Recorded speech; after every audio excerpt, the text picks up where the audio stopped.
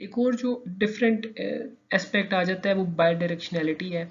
ये एक्सेसिबिलिटी में इसी तरह से हम कवर कर सकते हैं कि एक्सेसिबिलिटी का मतलब ये है कि किसी लिमिटेशन की वजह से एक यूज़र किसी ख़ास चीज़ को एक्सेस नहीं कर पा रहा। So if a user is a native of a different region और उसकी कोई प्रेफर्ड लैंग्वेज कोई और है, आपने सारी ऐप डिज़ाइन कर दी in another language, in any other language, तो अब वो यूज़र जो है वो उसको यूज़ नहीं कर पा रहा। Therefore there is a limitation. Accessibility perspective क्या है कि आप वो लैंग्वेज अलाउ कर दें कि उस लैंग्वेज को सपोर्ट करना शुरू हो जाए। So now computer systems, mobile systems are usually supporting multiple languages. और लैंग्वेजेस के अंदर एक पैटर्न है कि कुछ languages left to right read और राइट की जाती हैं, यानी कि लेफ्ट पे से स्टार्ट होती हैं और राइट की तरफ चलती हैं, और कुछ लैंग्वेजेस राइट टू लेफ्ट चलती हैं। लेफ्ट टू राइट के अंदर तो आपके पास इंग्लिश है and there are other languages. Right to left में हमारे रीजन में जिस तरह उर्दू बोली जाती है, उसके अलावा सऊदी अरेबिया या जो डिफरेंट अरेबियन कंट्रीज़ हैं वहाँ पे अरेबिक के डिफरेंट फॉर्मेट्स यूज़ होते हैं। तो ये आपके पास एक वेरिएशन आ जाती है। ये दो राइट टू लेफ्ट की लैंग्वेजेस हैं। इसी तरह पर्शियन की अगर आप बात करेंगे तो वो भी राइट टू लेफ्ट में चली जाएगी। लेकिन अगर आप इंग्लिश की जो उसके अलावा स्पेनिश या इस तरह की जर्मन लैंग्वेज की बात करेंगे तो वो लेफ़्ट टू राइट है। तो इसकी जो वेरिएशन है इसके अंदर इंफॉर्मेशन को, it's not just about translation कि कंटेंट को ट्रांसलेट करना है, बल्कि ये भी है कि चीज़ों को अलाइन कैसे करना है, because the way our mind perceives and processes the information varies from language to language.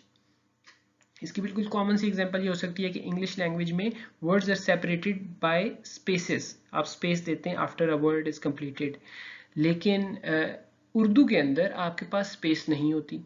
English language में capital first letter indicates a proper noun, लेकिन उर्दू के अंदर there is no such thing as a capital first letter. तो अब आपका mind लेकिन फिर भी उस चीज़ को इंटरप्रेट कर लेता है। So therefore there is a difference in how the mind is processing, mind has learned to process a certain language in a certain way. तो ये आपके पास जो डिफरेंसेस हैं इनको एड्रेस करने के लिए हमने कुछ रूल्स बना दिए हैं कि जो टेक्स्ट होगा अगर उसकी ट्रांसलेशन होगी तो वो तो स्विच कर जाएगी अकॉर्डिंग टू द लैंग्वेज, और टाइमलाइन जो होगी उसको आप कैसे चीज़ को चेंज करेंगे, फिर इमेजेस जो होंगी उनका क्या करना है। आप इमेज को आप इन्वर्ट नहीं कर सकते, ठीक है। सो ये इसके लिए हमने फिर डिफरेंट रूल्स बना दिए। कुछ कंटेंट के बारे में हमने कहा कि उस कंटेंट को मिरर करेंगे ताकि वो पहले लेफ्ट टू राइट अगर रिप्रेजेंट हो रहा था अब राइट टू लेफ्ट हो जाएगा। फॉर एग्जांपल किसी एक जुमला एक सेंटेंस लिखा हुआ था, उस सेंटेंस की जब ट्रांसलेशन होगी दूसरी लैंग्वेज में तो you will need to mirror it कि ताकि वो राइट टू लेफ्ट रीड किया जाए, ठीक है।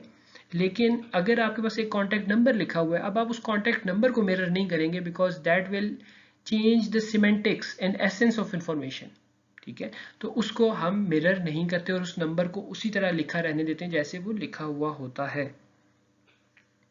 सिमिलरली अगर कोई ऐसा टेक्स्ट है which is not translatable for some reason, वो ऐसा टेक्स्ट है कि जो आप ट्रांसलेट नहीं कर सकते थे, आपका सिस्टम उसे रिकग्नाइज नहीं करता और सम अदर फैक्टर, तो आप उसको फिर मिरर नहीं करते, उसको शिफ्ट नहीं करते, बल्कि उसको अपनी जगह पे जहाँ पे उसका नेचुरल पोजीशन थी वहीं पे रहने देते हैं ताकि यूज़र खुद ही उसके ऊपर उसको अपनी प्रोसेसिंग में डिफरेंटली देखे और उसको कॉन्शियसली प्रोसेस करके उसकी पोजीशनिंग या अप्रोप्रिएटनेस को डिटरमिन करें।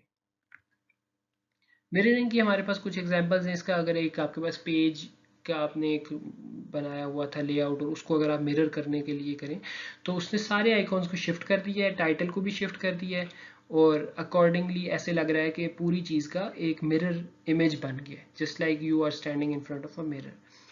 यही चीज़ आपके पास हो गई है जब आपने एक फ़ोन बुक की डायरेक्टरी का जो एक पेज था उसको अगर आपने लैंग्वेज चेंज की है तो आपके पास आइकॉन्स शिफ्ट हो गए हैं। जिन चीज़ों को ट्रांसलेट करना था लाइक नेम हो सकता है, एड्रेस हो सकता है, तो इन चीज़ों को उसने स्विच किया है, मिरर किया है। लेकिन जब बात आई आपके पास किसी एक फील्ड के अंदर मौजूद इन्फॉर्मेशन अगर वो नंबर हो तो उस नंबर को फिर वो मिरर नहीं करेगा। उस आइकॉन की या उस प्लेस होल्डर की लोकेशन को तो मिरर कर देंगे हम, लेकिन उसके जो अंदर इंफॉर्मेशन थी वो मिरर करनी है या नहीं, that would need to be determined based on the nature of information. फिर आपके पास फॉरवर्ड और बैकवर्ड के बटन्स चेंज हो जाते हैं। आप अगर इंग्लिश से की या लेफ्ट टू राइट वाली लैंग्वेजेस में कोऑर्डिनेट कर रहे हैं तो राइट के लिए आप राइट एरो यूज़ करते हैं, एंड जो राइट एरो है बेसिकली दैट वुड मीन के वो आप आगे की तरफ जा रहे हैं, तो ये लेफ़्ट टू राइट लैंग्वेजेस के लिए है। लेकिन अगर आप राइट टू लेफ़्ट लैंग्वेज की बात करें तो उसमें जिस तरीके से उर्दू पढ़ी जाती है कि हम राइट से लेफ़्ट की तरफ आगे वाला लफ्ज़ पढ़ने के लिए हम राइट से लेफ़्ट की तरफ जाते हैं, तो इसी तरह जो लेफ़्ट की तरफ पॉइंटिंग एरो है that would mean a forward. तो ये अब कुछ कॉन्ट्रडिक्शंस आ जाती हैं and we have to be mindful of these things.